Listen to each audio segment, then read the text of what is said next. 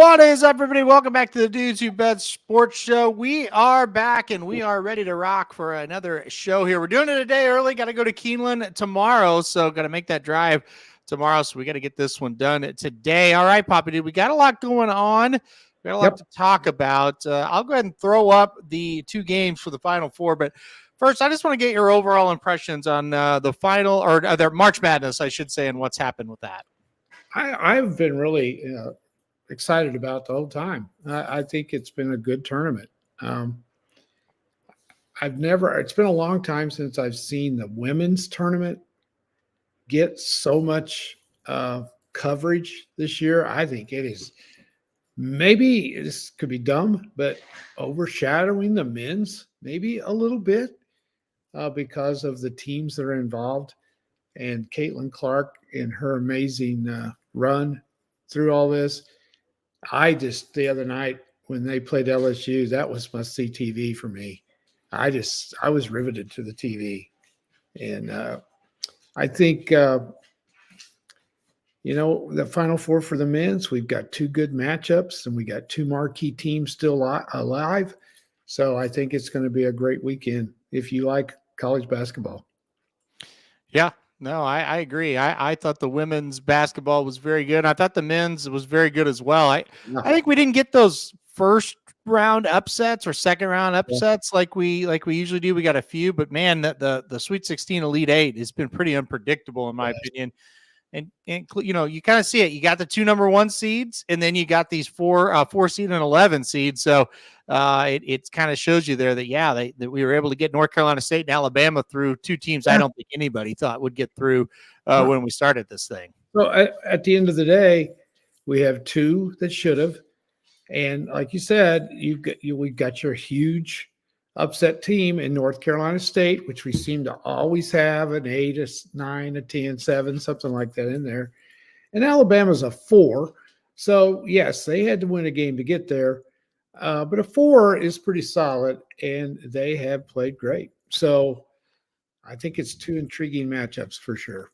You mentioned that women's game. The Iowa-LSU game draws 13.2 million people to watch that game. That makes me happy. That was a game they set that up for sure to be an Elite Eight matchup, and it was awesome. And you're right. I mean, Caitlin Clark plays a great game and just could not miss. She was shooting threes from everywhere. She played fantastic, and I didn't think LSU played that bad, but they just weren't going to beat them. They just played too darn good. That was so fun. I thought that was one of the better games of the year. It was. That first half was unbelievable. 45, just back and forth.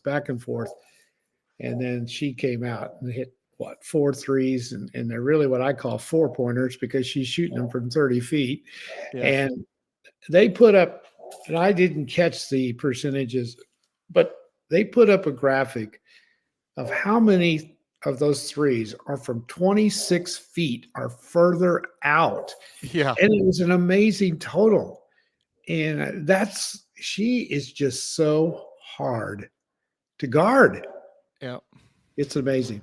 It is. When she there was one, I can't remember if it's in the third or fourth quarter. It's either late third, early fourth quarter. She came off a screen. Yeah. And it wasn't a real clean screen. And she basically just had to kind of one hand a 3-pointer and just nothing but net with one hand. And I'm just like, yeah, they're not going to beat them.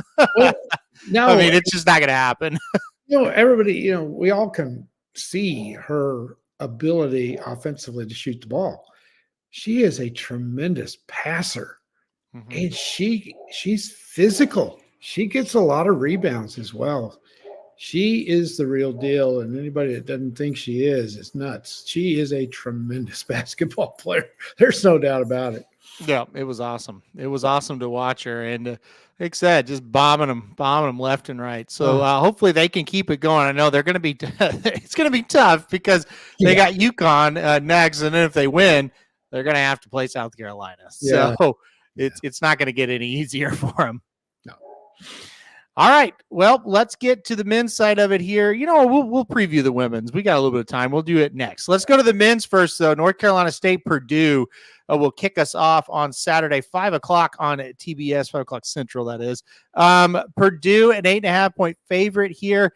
North Carolina State, the Cinderellas, we kind of doubted them against Duke. They still were able to win. Yeah. What do you think? Does the Cinderella story continue for North Carolina State? Well, they handled Duke pretty easy. They did. They didn't killed just them, really. They thumped them, and Yeah, they've won 9 in a row. Every single game in the ACC tournament, they had to play a play-in game. They had to win 5 games in 5 nights, and if they didn't, they weren't going to make the tournament. So they're pressure tested. I mean, you got to win 5 in 5 nights to make the tournament, and you do. And then they've come out and won 4 more impressively. Why can't they beat them? I don't think they will, because I have been immensely impressed with Purdue. I thought they played extremely well in their game to get here. The pressure has not gotten to them at all. Edey was fantastic. That Purdue Tennessee game was really a classic. It was great, and like Kevin B said, for a long time it felt like Tennessee might get them, but Purdue was just too darn good. I mean, and for as much as we've kind of, in the past had to criticize Purdue, they came through in big moments in this tournament. He just was great, and they've got guys this year that can hit the three. And that's been kind of a weakness they've had over the years. And this year, they're really good. And they've been more of a defensive team. And when you don't have that consistent scoring, you can get beat. But Edey was so good, and he made a ton of free throws. And I thought he got the calls. I thought he got some calls, but doesn't matter. Yeah. He was fantastic. He just plays. That's what I like about him. He doesn't show any emotion. He just plays, and you got to like that about a guy. He's one of those guys that in today's NBA game, I'm not sure he's going to excel in the NBA because they don't play that style anymore. You look at the big men in the NBA, they shoot the 3 ball. They play out on the perimeter, and he can't do that. So it's going to be interesting to see what his NBA career is like. He'll have a solid career, not a star, I don't think, because he's not mobile enough in today's NBA game. So back to this game, I'm going to take I haven't decided yet. It's only they play tomorrow, don't they? No, they don't play on Saturday. I've got a few days to think about this. I don't like the line on either one of these. I'm just keep waiting for North Carolina State to crack. But let's talk about their big guy for a minute. Yeah. I thought he was a clown. He's not. He has been tremendous. And we were watching these games together, and both of us were saying, we can't wait till this matchup between these two big guys. It's going to be fascinating to watch.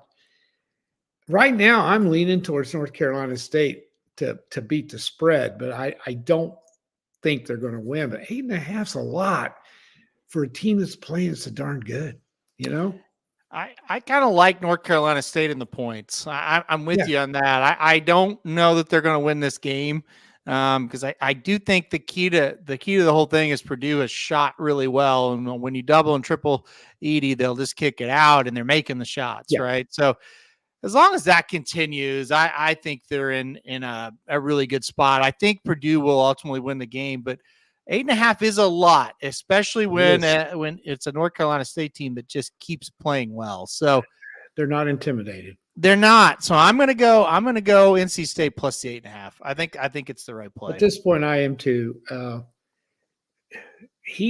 North Carolina State big guy. The key is going to be, can he stay out of foul trouble? Can he keep from getting in foul trouble? Because I don't know how deep they are after that. He's going to have his hands full. Yeah. With Edey. Yeah. You got to push Edey out as far as you can get him. If he gets down on that block, you're in big trouble. You got to push him up above it. And how do you do that? Yeah. This guy's big enough to do it, but I don't know if he can keep from fouling him. And I think that's the key. He will give Edey some problems too. But yeah, I'm with you right now. I'm leaning North Carolina State plus the points.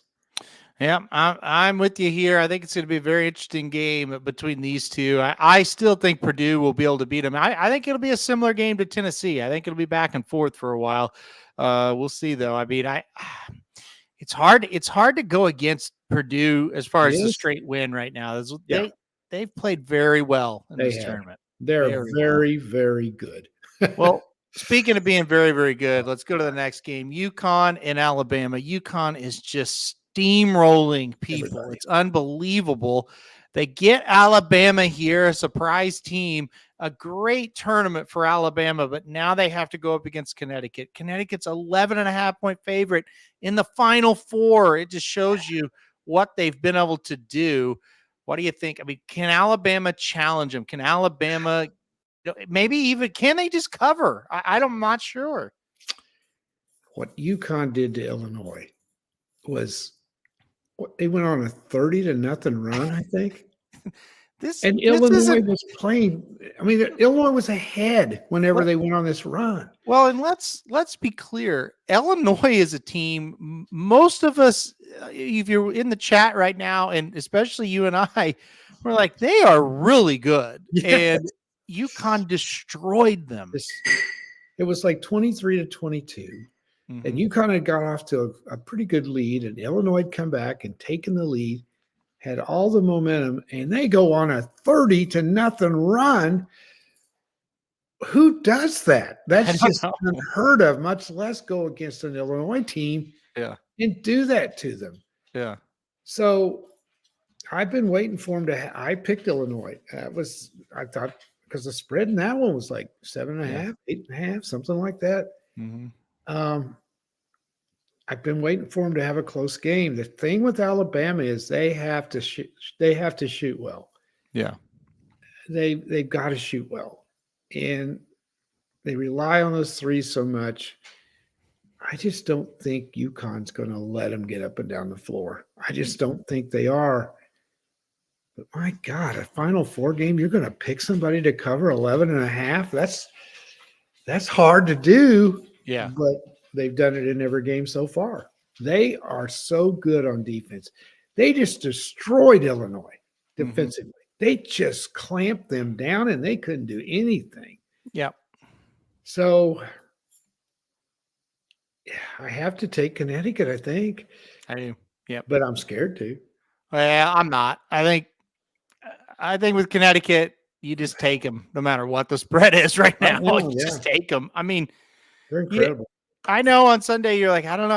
I'm thinking about making Illinois a best bet, and I said, don't do that because that's right. I get it. Like I get this. Like, hey, no, I really like Illinois, and I'm getting 8.5 points. I think that's what it was, or 9. Yeah, I think it was 8.5. Yeah, yeah. And I said, I get it, but this Connecticut team and even getting a game out of it. I mean, they're not even getting scared at all. And like I said, Illinois started off, and it's like, okay, they're playing all right. And then the next thing you know, it's like 50-20. Yes. It's crazy. And it's just a snap of a finger. They went, I don't know how many minutes without scoring. I know. Yep. They didn't get a good shot most of the time. I know. It was crazy. It's going to be interesting because Alabama can flat score. Yeah. It'll be interesting to see what they do. But when's the last time you've seen a team play 4 games in this tournament and haven't had any scare whatsoever? Yeah. I mean, last year when Connecticut got on a roll, they didn't really have a scare either. But if I remember right, it was their first game or maybe their second game. They didn't play very well. Yeah. But then after that, they just dominated teams. And I get it. Like Rob said, things can happen for sure, but I don't see Alabama being the one to do it. I don't either, but God, 11.5 in the Final Four. Mm-hmm. It's just so scary to pick that. The UConn men have taken over from the UConn women. This is what the spreads used to be for UConn women games in the Final Four. Yep.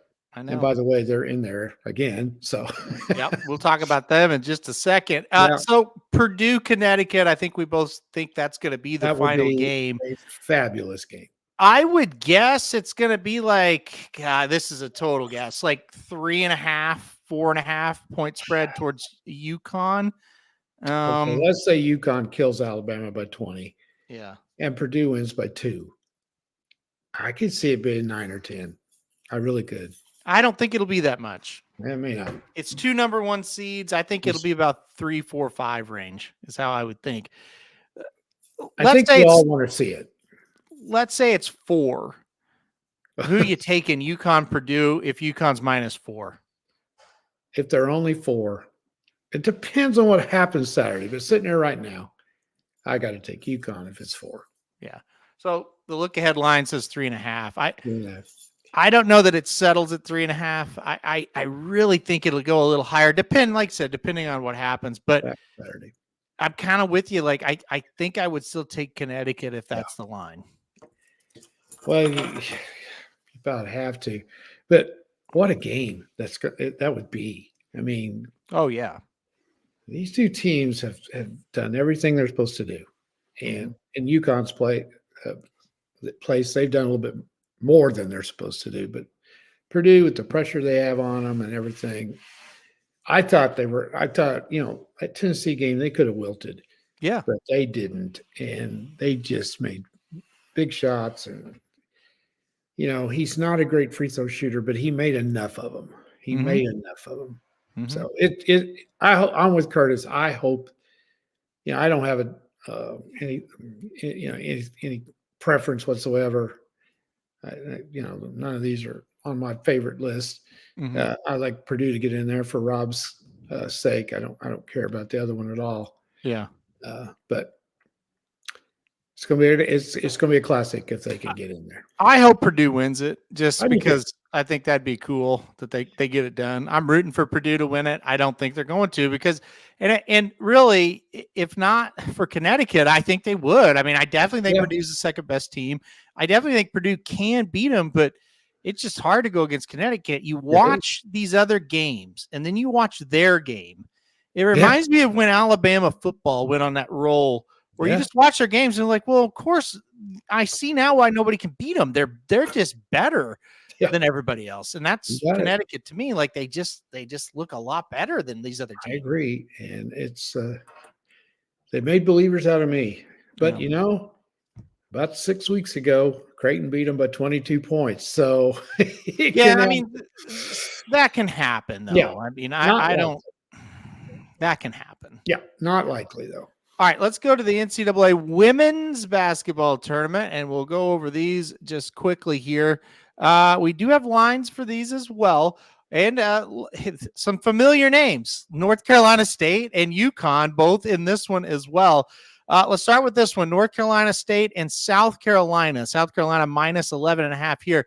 South Carolina is 36-0. They have been dominant this season.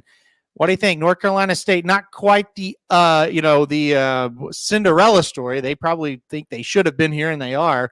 But can they pull off a big upset here? Yeah, they're the forgotten team in this 4 teams. They are. No one's talking about them.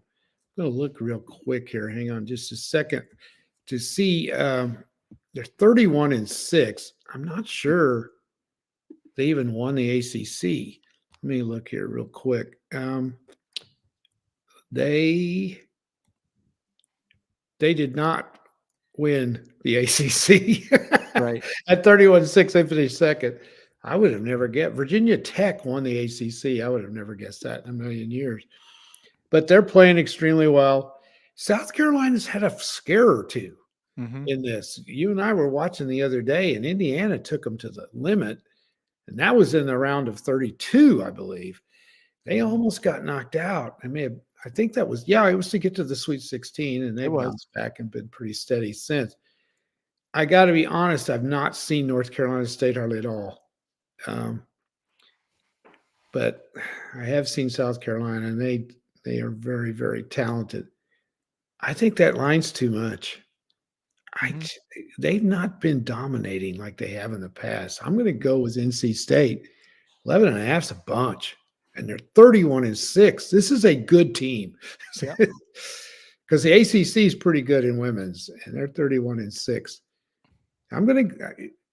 That to me is more bettable than the UConn game. To me, It is. Right. The Alabama, Yeah. UConn. Yeah. Yeah.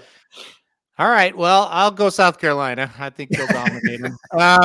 Now this is the interesting one, and this Oh is yeah. out of the 4 games we're going to talk about. This is the most narrow line, and it should be Mhm. UConn and Iowa. Iowa's a 2.5-point favorite.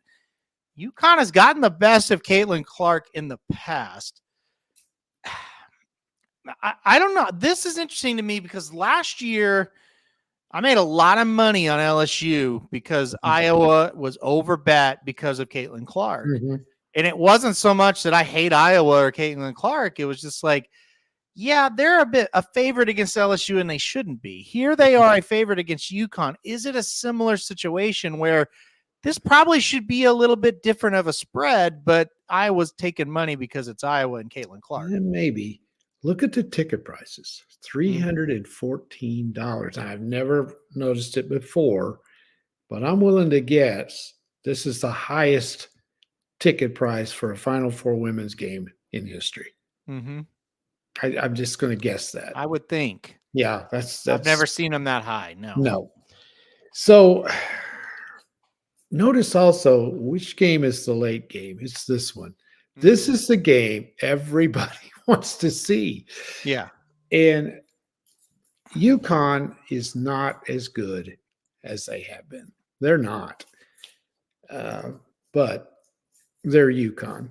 And it's kind of like Alabama in football or Georgia now. It's like, it doesn't matter. Look who they are. Mm-hmm. They got the best coach maybe that's ever lived in the women's basketball for sure. Yeah. Saw his record the other night. I think he's won 88% of his games. Mm-hmm. That's incredible. The run he's had is just incredible. They're the one team you don't want to play. Yeah. Them in South Carolina. You don't want to play them. Iowa had to beat, if they win the national championship, they would have had to beat the defending national championship champions in LSU. UConn is won like 11. Yep. And then turn right around and beat South Carolina in the course of what? 5 days, 6 days, something like that. Crazy. I'd love to see it happen. I would. I'd love to see it happen.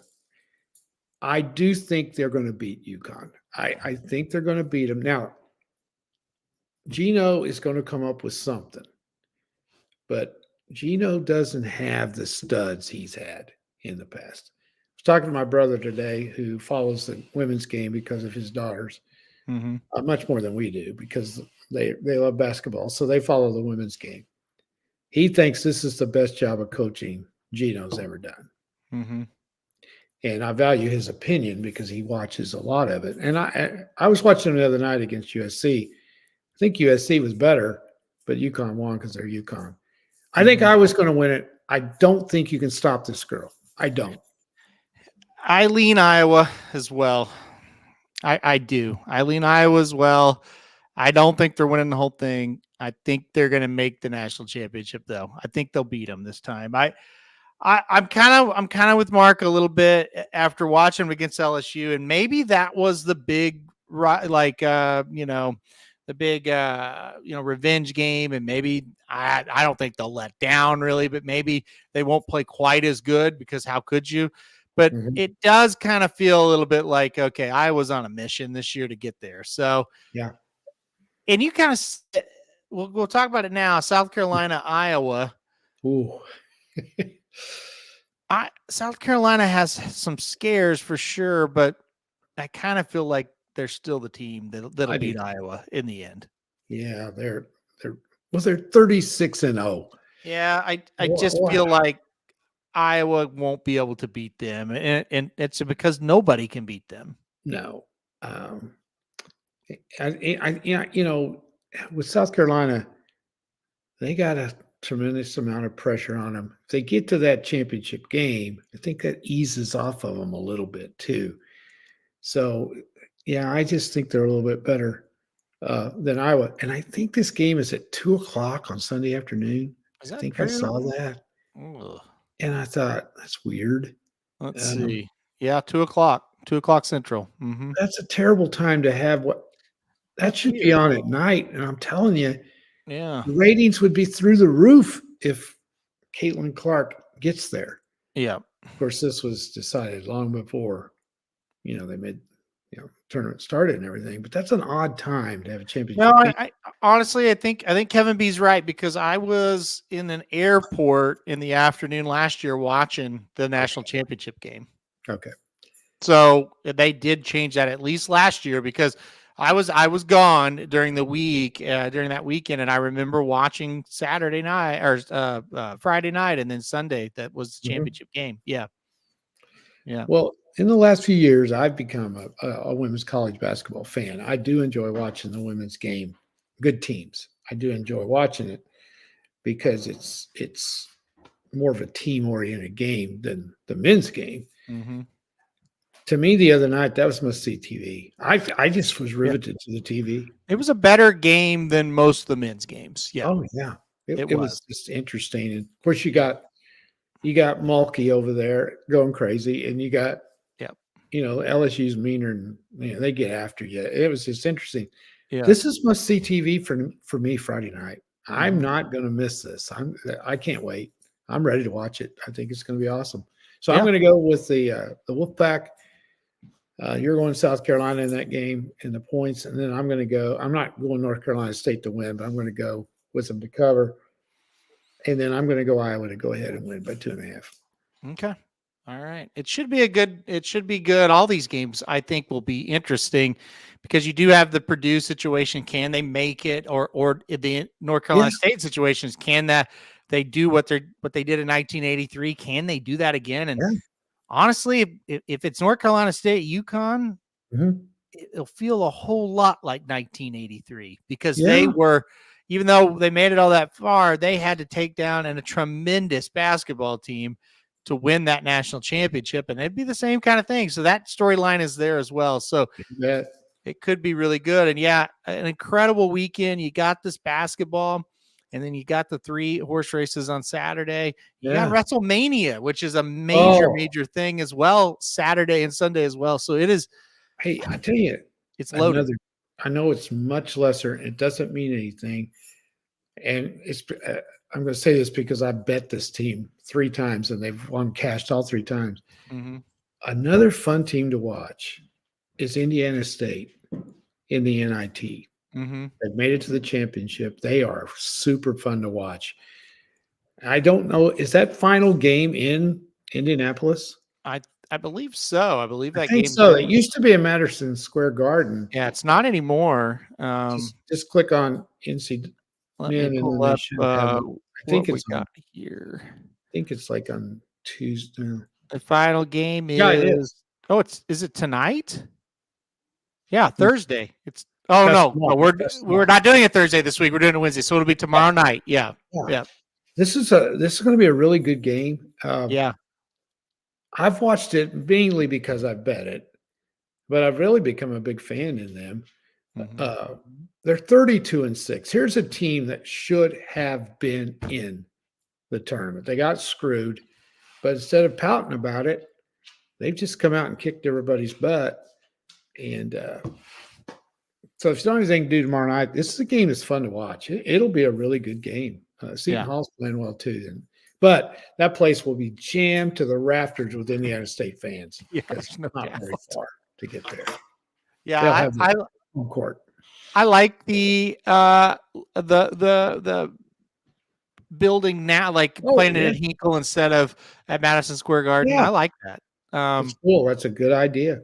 I don't know if the players necessarily would rather do that, but I think as kind of a basketball fan, it's kind of cool to have it there. So Yeah. and that's another one. I'm not sure when they started doing that, but I think this is the first year. I thought they played in Madison Square Garden. yeah, I think so too. I don't remember it being there last year, but it could have been here last year. I'm not sure, but anyway, I have watched it this year. And Indiana State, I think it's sad that teams like this don't make the big dance, because they're interesting, right? Yes. There's so many teams in it that just aren't, but they're an interesting team. So 32 wins. Here's an interesting thing though that I've always wondered. Was it better to make the NCAA tournament and lose in one game or go all the way to the finals of the NIT? Money-wise, it's better to make the tournament because you get a big paycheck if you make the tournament. I was always like, I don't care about the NIT type of thing. But then, like, when you really start to follow it and you're like, well, you know what? Some of these teams are better than who made the tournament. But, I mean, it's better to make the tournament because the bottom line is people outside of Indiana State's bubble, they're not going to remember this. They don't even know they're playing. No. Now, to be fair, they probably wouldn't remember that they got beat in the first round of the tournament either. But I don't know. You know, I've always thought this too. We've talked about it before, and we won't spend just a second on it. North Dakota State in football has talked about going D1. Mm-hmm. Well, do you want to go D1 and have no chance to ever win a national championship? You don't. South Dakota State as well. Mm-hmm. Or do you want to stay right where you are and win national championships or have a chance to win national championships? It's a no-brainer for me. You stay right where you are. Mm-hmm. You go D1, I don't care how good you are or where you're at right now, you're not going to win a national championship at North Dakota State or South Dakota State. You stay right where at the level you are now and you go through those playoffs. What would you want to do? And why would you want to go bigger? I don't think you should. Yeah.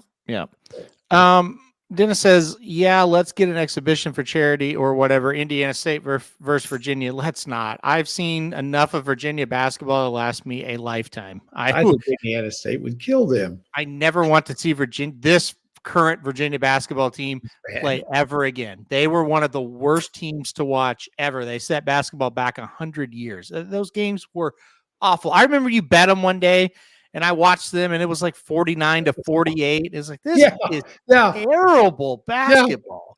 Was that the game they couldn't make a free throw, I think, or something? Yes, they kept missing them. It was just awful. Yeah, there you go. Kevin B says, if I have to watch Virginia play offense or shoot free throws, I will throw up. That was a game I think you ended up pushing, but they missed like 12 free throws, and all they had to hit was like one, and you would have hit it. So yeah. Hold the team to 49 and get beat. Yeah. That's really good. Yeah. No, the answer, Curtis, is still no, because of these players don't play in the postseason if it's not for the national title. I mean, we have said this over and over. And look, the NIT, a lot of teams opted out of it as well. And it's still a problem. I mean, this is a college athletics problem. We talked about this, the opt-outs and the transfer portals. It's awful. Like OU lost all their basketball players. Now they aren't any good, but still they lost them, and now you got to start all over. And that's what a lot of college basketball teams have to do now. Yeah, it's all over the country. Mm-hmm. They have got to do something. You can't keep doing this. No. You have no development. You can't develop anybody. See, but here's the deal. It was never a problem before the portal, correct? It was never a problem before NIL, correct? I agree. Hey, the college football playoff. Okay, but here's the deal. If we just had a national title game, it would still be a problem. Everybody would opt out, but the two teams playing for the national championship. Mm-hmm. So I get why you're lumping it in there, but if you're going to blame those three things, 98% of it is the portal and the NIL. And the other part is, well, we put a major importance on the college football playoff. But then the major importance, if we didn't have it, would just shift to the national title game. Like, I get that you're lumping it in there and you have for years, but it's not really what caused it. Like we're talking about players opting out. Yeah. Like it's the NFL too. Right. Yeah. They're afraid they'll get hurt. That's exactly. a lot of it. It's 90% of it. Yeah, they're afraid. It's 50% of it because the portal is another big problem with it. They were opting out before the portal in the NIL. Why did this not happen in the BCS era? Do we really have to explain it? There wasn't a transfer portal. No. back in the BCS era, you had to sit out a year to play. That's why it didn't happen as much. I mean, it still would happen, but it would be one or two guys that were really upset and they had to go somewhere else and they had to sit out a year. Baker Mayfield, Kyler Murray. Think about that. I mean, they had to sit out a year before they played and won Heisman trophies. In the new era, if Baker Mayfield led Texas Tech to a 9-win season and he wanted to go to Oklahoma, he wouldn't play in the Alamo Bowl. It's that simple. But in the BCS era, he would have played in the Alamo Bowl because he couldn't go to Oklahoma anyway for the next year. And he had to sit out. I mean, you're taking two eras. You're going, well, it's all college football playoffs' fault, and you're ignoring that the transfer portal is the reason why a lot of these guys leave. Well, they shouldn't have this portal till after the bowl season is over. Yeah, right. That is the dumbest thing. Yeah. They can declare the day after the season ends. Mm-hmm. The regular season ends, or the Monday after somewhere in there. It's within a week of that. And they've got to go back to the rules where you have to sit out a year. I know the coach that recruits them leaves, and I get that. I get it. But there's just no control of college athletics right now. It's just there's one way to fix it. One way. You're gonna have to sign some kind of contractual obligation and stay through the season. That's the only way you really fix it. Unless you're going to go back in time, which we can't, with all the new stuff and the money and the portal and the NIL and the leaving early. If you're going to pay the players, you're going to have to make some sort of contract where you can travel you can hit the portal at the end of your season, but only after the bowl game or whatever. Like that's about the only way you can fix it. We'll just make the portal. You don't open the portal till the bowl season's over. But a kid will still sit out if he's leaving. Like, why would you want? That's true. You know what I mean? Like, once that last season or last game of the season hits, they're leaving.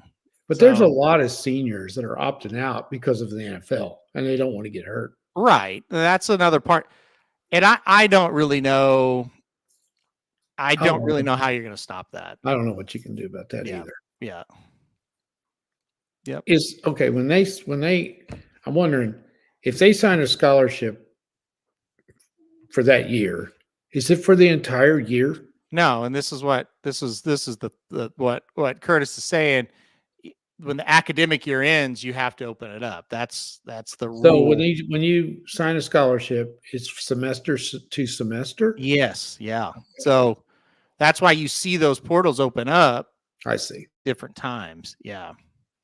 Yeah, but I mean it's what's weird, and Curtis, we talk about this all the time with you on the show. What's weird is I think we all three have the same thought process. Oh, we College do. Football postseason sucks. It's something terrible. Fierce now. It used to be magic. I loved it. I absolutely hate it now. Well, I hate it. Yeah, it's not any fun. And it's awful. The bowls are awful. They're awful. And I used to love it. I used to watch every bowl game. And I still actually do watch a lot of them. And I hate them. Yeah. I don't think not having a college football playoff is going to solve anything. I think that's where we are different. I want to go back to 2007, 2008 as far as players playing and caring for sure. But I don't know that the format – I don't know that going back to the format of 2007, 2008 is going to keep opt-outs from happening in today's time. That's where I'm at with it. Yeah, it's just a changed world. A lot of kids just don't. Yeah. They don't. It's changed so much. They are treated like gods in high school when they didn't used to be. Mm-hmm. I don't know what it's like at other schools, but at Oklahoma, when they come on a recruiting visit, they put them in an OU uniform. They take pictures of them. They put it on Twitter that they came into OU. It's ridiculous. Mm-hmm. It's just ridiculous how they treat these kids. They're not gods. Yep. And it should be an honor to get to go visit anywhere you want to go. I mean, it should be an honor. And they've made them up to be these godlike figures because they're trying to recruit them to get in there and play. And it's out of control. Yep. It's ruined it. I don't enjoy it near, just like you. I don't enjoy it near like I used to. I'm more into pro sports now than ever because it's a business and they treat it like a business. And in college, it's a business and they try to act like it's not. Yeah. I mean, and it's because, the local school here, college is D2. Mm-hmm. I'm into that. I love to go watch them. Those are real athletes. I agree. Those are college, what am I trying to say? Student athletes. Right. Yeah. They're there because they love to play. A couple of things. I agree with Curtis on this.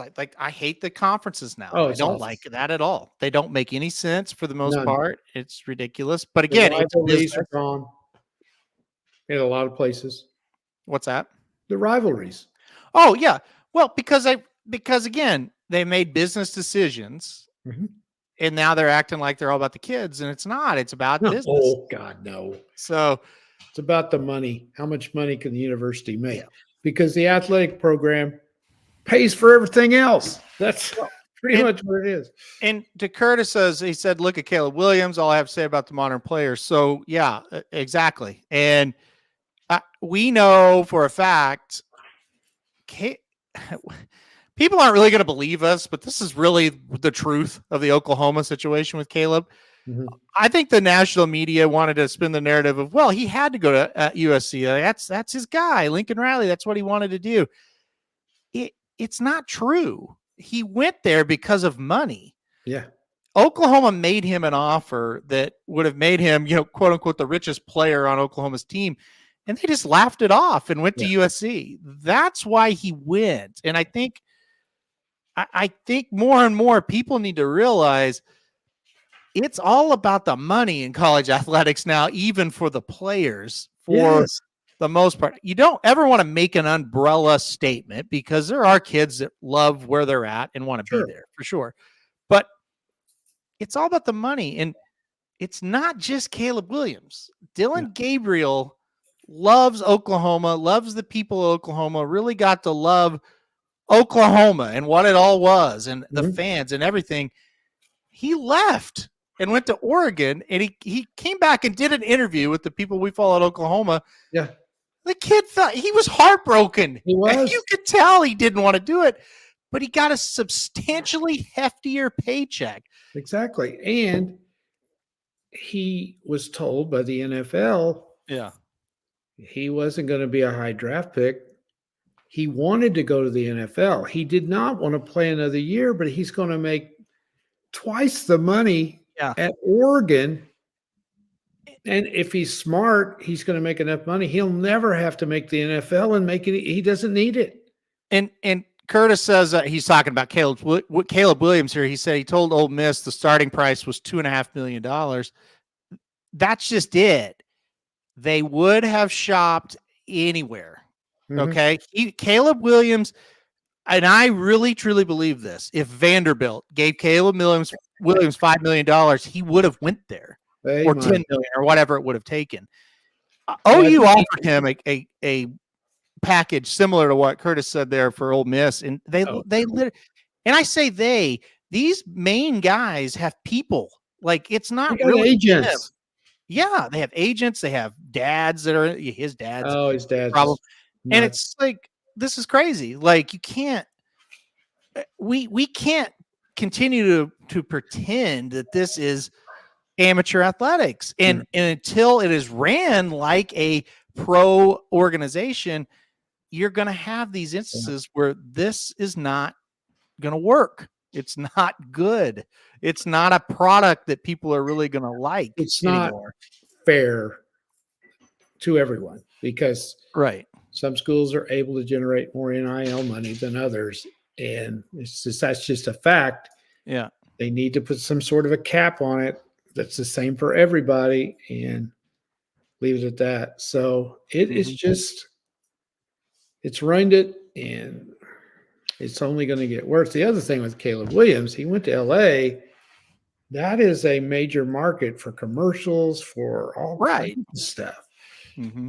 And it's the other, I mean, you either go there or you go to New York. Well, they don't have a football team in New York City. So, Yeah. you know, it's, we talk to her blue in the face till these colleges have to start footing the bill themselves. Yeah. For this NIL stuff instead of these stupid idiots who are donating this money. Yeah. As long as the colleges aren't out anything, they don't care. I think it's easy to make Caleb Williams like the poster boy and be like, see, he doesn't care. You know, he's a jerk because he just acts that way. Kind of acts that way. Dylan Gabriel is probably one of the best kids Oh. I've ever followed, and he ran for the money. So I don't make it about these guys don't care anymore. It's not that. It's Dylan Gabriel looks at it and goes, if I can make X amount of money here and it's substantially more than where I'm at, I have to do it because I'm not a pro prospect. Right. That was the whole bottom line. Yeah. They told him you're like a 6th round, 7th round pick, which you're not going to make any money there. Mm-hmm. And I think the rumors were he got $3 million. Yeah. At Oregon. Well, he's smart. He takes that $3 million and invests it. He doesn't have to worry about the pros. He's got enough. He's got a nice little nesting. Yeah. I mean, you look at these guys, the pros, we could get into how stupid they are too. Baker Mayfield's one of my favorite players. There's no way he's worth what Tampa Bay ended up paying him. No, but it's an owner that wants to pay him that. It's a free market. They can do what they want.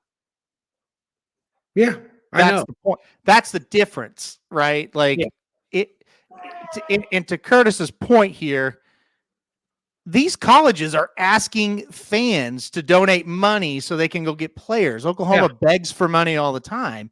Yeah. That's my point. It's like Tampa signed Baker Mayfield, and whether it's right or wrong, I mean, I have signed him for that. But you're right. I'm agreeing with you there. Okay. Yeah. But what I'm saying is Tampa didn't send out a letter to all their season ticket holders and say, hey, please donate money so we can keep our quarterback. Exactly. That's the difference. And until that kind of shit goes away, well, here's my outlook on it. You're asking me to donate so we can go get a player. Exactly. Is my season ticket not enough? That's the way I feel about it. Is me going to a lot of your road games not enough? Buying merchandise not enough anymore? Right. Being loyal for 25 years? Is that and not to enough? Me, whether the reality is we need to do that to get players or not, it kind of turns you off, and it kind of just says, you know what? Maybe I don't really care as much about this as I used to. That's right. That's the way I am. Yeah. What they've done to us, Aaron, as you know, we used to get Texas tickets. Yeah. Since the NIL came out, we don't donate to the NIL. We haven't gotten Texas tickets since. Mm-hmm. And it's kind of a coincidence, don't you think? Mm-hmm. For about 3 years in a row, what they do is the Texas tickets. The big donors there's like 45,000 tickets. The big donors get most of them. And if you've been a ticket holder for a long time, you get the worst seats in the place, but you get them. And we got them like 3 years in a row and got like 4 out of 5. Yeah. Because it's a lottery. They kind of draw it out of there, and it's based on how long you've had your tickets. Do you go to all the games? There's several things that's based on, and we were getting them every year. As soon as the NIL came around, and I get emails all the time, would you like to donate to the NIL? And I don't even answer them because no, I'm not. Mm-hmm. No Texas tickets for what? 3 years in a row now, 2 years, however long the NILs come out. And we're not going to get them this year either. So this will be the 3rd year. So. And again, maybe I'll just quit going all around. Like, I mean, that's where I'm at with it. And again, Kevin B's kind of right. He's like, you start giving money, you want results, because now you're a paying customer That's right. More so than even just buying the tickets and the merchandise and all this shit. And again, and Curtis is right that the merchandise available now is shit compared to what it used to be. A lot of problems there. Yeah. And now it's like, now I'm trying to pay for a winner and we still don't do it. Yeah. I would not want to be a college coach anymore because oh God, no. It's hard enough before, but now you don't know on the Monday after the season ends, the regular season ends, half your roster's gone. Yeah. Because you got yeah, kids that graduate, and then you got the malcontents that don't want to be there. And then you always have surprises that pop up that you thought, yeah, I'm going to develop this kid. He had a really good freshman year, and boom, he decides I don't want to be here either. Yeah. Because I can get more money somewhere else. And then you got to just go out and start all over and get into the portal, which is a risk. I don't care what. They're in the portal for a reason. They're not happy. Yep. So you're getting somebody else's malcontents. And you just have to hope you get a good one. And another example, we had an offensive lineman, true freshman, fantastic. He was going to be a great, great player. It's like, wow, this is going to be a 3-year guy, NFL. But man, is he going to be fantastic? He left for Missouri. He left Oklahoma for Missouri, folks. And why do you think that happened? Right. Yeah. So, yeah. So anyway, they got to fix it. And I don't know. You know, and Saban can say all he wants. He got out of it because of this crap. I think a lot of your older coaches are going to continue to get out. Say, I don't want to do this anymore because they don't need the money. They've got the money. I mean, Saban's age. Yeah, I get that. I'm around that age myself, and I get that. It is hard to keep going, and I'm sure that was part of it. But I think he'd have kept going if he didn't have to put up all this other crap. Yep. Oh, I totally agree. All right, quickly, let's do this. We got on here. We're like, I don't know. We'll talk about that for about 30 minutes, college basketball, and then we had no plans to talk about NIL today. No, but thanks a lot, Curtis. And that's what this show's all about. So thanks a lot, Curtis, for starting that shit again. No, I'm kidding. No, it's fine.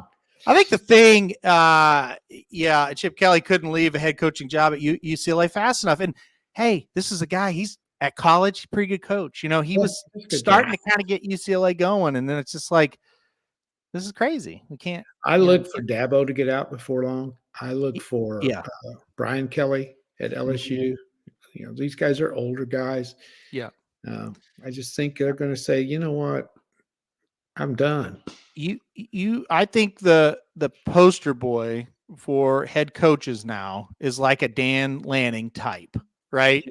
Young. Yeah. Young. He's real rah. He understands what it's going to take NIL wise. He went to a place that has a lot of money. Like those are the guys that are going to be the new era guys. Your Sabans are done and gone. Yeah. Yep. I think so too. Okay. Well, we've talked and talked and talked. All right, let's finish it up with this. I've got future odds for NBA and NHL. We've got like 5 minutes here. We can do this. Good. So the future odds right now have the Boston Celtics at plus 170. So they are big time favorites. The Nuggets are plus 350 to repeat, and then it goes to plus 750 for the Clippers and the Bucks, and then all the way to the Oklahoma City Thunder at plus 1400. I do not follow the NBA at all, so you're going to have to tell me who should we bet in this pool. Well, Boston's head and shoulders above everybody right now. They are. But will they actually win it is the question. I don't know. They're beating everybody. They're like 59-16. That's pretty good. And they're very consistent. They would be my pick to win it. You look at the East, the Bucks are always dangerous, but they got beat to the Wizards last night. The Wizards beat them. I mean, I know that happens, but that's a bad loss. I don't think there's anybody else in the East. I don't think anybody's beaten Boston. I just don't. The East, the second best team is Milwaukee, and they're, like I said, they're dangerous. I just don't think they're good enough. So I don't see anybody beating Boston out of the East. On the West is a whole different story. You got Denver, Oklahoma City, Minnesota battling to win the division. They're all a half a game apart. and they just switch each night. One of them's first, and one of them's third, one of them's second, or one of them's first, and two of them's tied for second. It's every night. Yep. If I had to pick one, I would pick Denver to win it. I think they're better overall. OKC has got to shoot the ball. They got to hit the 3-ball. If they don't, they get beat. And that's hard to pick a team because you're going to have a night when you don't shoot very well. And I just don't think Oklahoma City's they're very fun to watch, and they're good. I don't think they're physical enough. I just think somebody will manhandle them. Minnesota's dangerous. You got to look at a team, and they got to get on a roll. A team like Phoenix. Mm-hmm. In the playoffs with those veteran players, if they can get them healthy, can they do it? Age is going to be a problem for them. And right now they're in a play-in game. They're not even in the top 6, but they're close. I don't like the Clippers. I wouldn't bet a nickel on the Clippers. There's just no way. If you bet them at plus 750, you might as well forget it. They're not going to do it. They'll get beat somewhere. Dallas is playing great. I don't think the Lakers are too old. They're playing really well. If I was going to make a bet, plus 170 on the Celtics is not bad. That's plus money on a team that's head and shoulders above everybody else. Probably right. If I was going to pick somebody, I'd go Denver at plus 350. While you were talking, Kevin B said he dislocated his shoulder last night. Be careful. Be very careful with it. Hopefully it's nothing too serious. But yeah, when that shoulder gets hurt, you can't do your normal stuff. There's a lot of stuff that you're like, oh no, I can't move it well enough to do it. So your shoulder, okay your neck, anything up in that area, man, you hurt it. You just hurt anytime you move. So you did it. He did it playing hockey. Okay. Well, listen, I don't know how old you are, but you're probably too old to be playing hockey is what that tells you. That tells me. I don't know. You may be young. If you are, that's fine.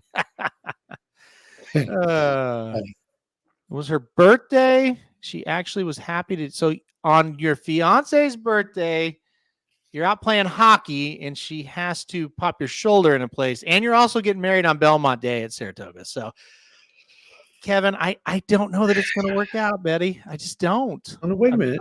It was his birthday, her birthday. It was her birthday. And he's playing hockey? Well, that's okay. That's a good thing. Well, but I don't know. I don't either. I can't make any comments right now. Well, that's fair. That's more than fair. Yeah, you don't want any advice from me on that subject at this time. We'll leave it at that, but that's true. Yeah, you guys can dream up whatever you want, but don't take any advice on anything that has to do with women from me at this point. Okay, all right. We'll go to hockey here real quick since Kevin's talking hockey, and then we'll get out of here. Oh, yeah. Dennis, I'll answer your kind of question last, but Keeneland Saturday, absolutely. There's gonna be a meetup on Saturday. You bet. I can't wait. Curtis, we haven't met you yet, so that'll be fun. Yeah, that'll be good. We'll be there Friday and Saturday. Yeah. So we'll definitely meet up on Saturday. I think you said you weren't going to be there Friday, so we'll meet you on Saturday for sure.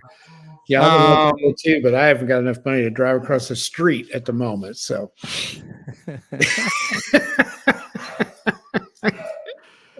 okay. Let's talk Stanley Cup playoffs real quick here. This is your favorite. The Hurricanes are the favorite at plus 650. I wouldn't do it. No. That's still not a horrible price, but it shows you how wide open it is. Plus it's wide open. Yeah.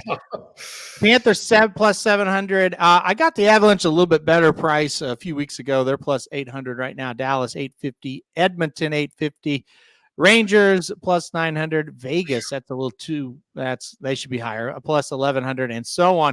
You get the Bruins right now at plus 1300. I don't think that's a bad play whatsoever. Let's not forget the Bruins were heavy favorites last year. That's value this year. I've got the Avalanche already at plus 1100.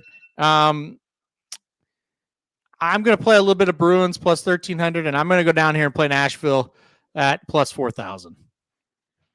I think the way they're playing, I think they're very interesting. I think it's too big of a number. So those are teams I'm kind of looking at now.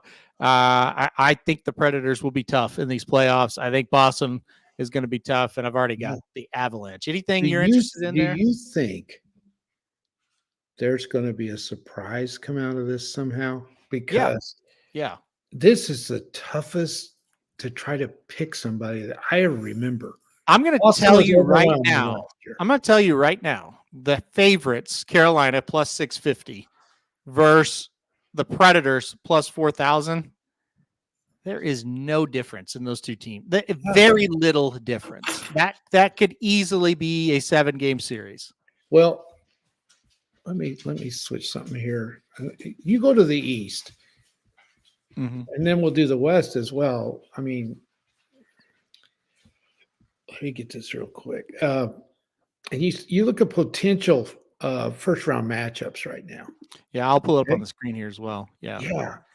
Go ahead and do that. You better add it to me. But you look at potential. By the way, Kevin, I like Dallas too. Dallas is who I would pick at the 850. That would be my number one. Yeah, I don't like their price, but I like their team a ton. And I can see myself. I'm going to be betting Dallas during the playoffs a ton, but I don't want to on a future wager at plus 850. So you talk about these East matchups. I'll just read off what they would be today. Okay. Exactly. The Rangers would take on the Capitals, which they should win that one. Yes. But the Capitals are so dangerous, but I don't think they can beat them in a series. And Carolina would take on the Flyers. I think Carolina's a better team. Got a feeling the Flyers may not be in there. I agree with that. Now, you go to the other side. Boston would take on Tampa. That's good. Come on. Tampa could beat them. They could. I mean, it's going to be a great series. Yeah. The Panthers would take on the Leafs, and toss up. The Leafs have problems in the playoffs, but that'd be a great series. Yeah, and I don't think they would be favored, and that would help them. But I mean, you look at the Rangers Hurricanes in the second round. That's a total coin flip. Total. And the Bruins or the Lightning against the Panthers or the Leafs, another coin flip. Totally is. Yeah. So you look at the East. Go down to the West, it's probably the same. I would think the West maybe even more so. So let's go. Let's see. You'd have Dallas and Los Angeles. Dallas and Los Angeles the first round. I know we're high on Dallas, but that. I'm not going to call it a coin flip, but that will not be a blowout series. No way. Okay. Colorado and Winnipeg. I think Winnipeg's in some trouble. They're not looking good at all. They're not playing very well. No. And then on the other side, you'd have Vancouver matching up against Nashville. Toss up. I think Nashville will beat them. And then you've got playing as well either. And then you've got Edmonton and Vegas, which would just be must-see hockey. Unbelievable. Yeah. Total toss-up. Yeah.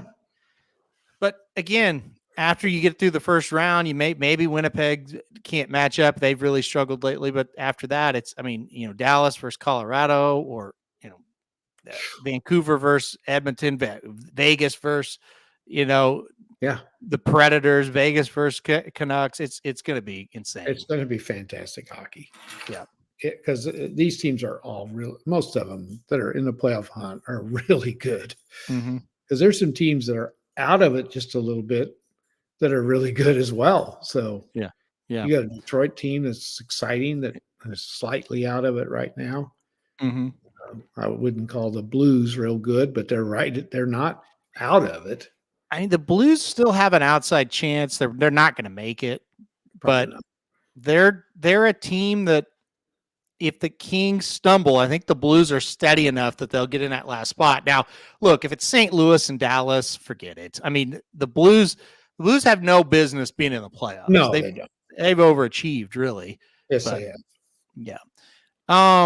Let's see. I had one other point. Well, any final thoughts on this before we get out of here? And I'm going to get to Dennis's comment. I would take Dallas as my pick, and as a future bet. I didn't really see what was let's see. Who else are you interested in? I would probably throw some money on the Bruins at 1,300. I think the price is there. The price is there. Yeah. You know what, though? I probably would go Rangers at 900. I know that's not great, but they're pretty steady. I don't believe in the Rangers winning the whole thing. I Yeah, I know. definitely think they're going to make some noise, though. Yeah. I just, They may I, be it's kinda like Dallas. Dallas might be a great regular season team that just doesn't quite have enough in the playoffs. We see that a lot sometimes. that would surprise me, but we do see it a ton, and you get surprised all the time in these playoffs. Yeah. Yeah. But like I said, I'll take Flyers on Nashville and Boston. I've already got one on Colorado, and we'll see how it shapes up. That's a couple of weeks away. That's going to be a lot of fun. All right. Well, before we get out of here, Dennis wanted to talk a little horse racing, and this is literally will be knee-jerk reactions to at least two of these. Knee-jerk reactions to the Bluegrass, the Santa Anita Derby, and the Wood. Obviously, all three going to be Saturday. Bluegrass has been out now for over a day, so I've got a lot more, cognitive thoughts on that. I think it's a good race. I think the pace is going to make that race. I believe if we get a very hot pace in that race, I think Sierra Leone will win. And I think if Dornoch can work it out where he doesn't have to be chasing a hot pace or be pressed, I think he's going to win. I'm not confident saying, well, it's a 2-horse race and move on, because I do think there's some sneaky ones. But the more you kind of dive into it and look at the numbers, it really should be Dornoch and Sierra Leone, and we'll just see who's better. And pace will probably dictate that. Santa Anita Derby, I don't really know what you want me to say. Bob Baffert should win it. I don't think it's going to have much. I don't think Stronghold's good enough to beat the Baffert horse, Imagination. The Wood is sneaky to me. Tuscan Sky, I've been excited about him. Deterministic, I've been excited about him. There's some other horses in there as well that are interesting. Resilience, I think, is kind of interesting. I think that race has the potential to be pretty good, but I also wouldn't be shocked if you go, well, it wasn't great. I think that's a 50-50 type race. So that's kind of my quick comments on it now. All night, basically tonight, I'm going to be working on these races right when we get off the air. Blinkers off early tomorrow morning at 10 a.m. Central, and then heading to Kentucky. So a lot more to say about that tomorrow night, or tomorrow morning, I should say. I'm pretty much through the Keeneland card, and it's something. It's a really competitive card is how I would describe it. So anyway, you probably haven't looked at much yet. I've looked at the Bluegrass, and that's all. Yeah. Haven't had time to get to the other. Going to do that tonight as well. So. Yep. We got to get to work on that and get that betting Bible to you. Probably out Thursday evening, Friday morning for the betting Bible. We'll let you know just as soon as it's out. All right. Any final thoughts before we get off here? Somebody said Magic's doing solo hosting No, I'll be on this weekend. So he will be doing tomorrow. He'll be by himself. Friday he'll be by himself. Saturday Papa Dude will be there. And then Sunday, Magic can't be there, so I think Magic's going to record a Sunday show Saturday and then post it up on Sunday. So, yeah. And yeah, if you haven't listened to Slim, Dad Rap is out, so we'll see what happens with Dad Rap. I think his first music video got about 5,000 views on YouTube, so good start. Good start for the Dad Rap there. So he's doing good. Shout out to living that dad life, as Slim says. So, all right. Well, we're gonna get off here now. We'll be back. Check out Blinkers off tomorrow morning. Check out Magic and then Papa Dude on the weekend for dudes who bet daily. I will not be on this week, so everybody enjoy that show, and we'll see you right back here tomorrow for Blinkers Off. See you guys.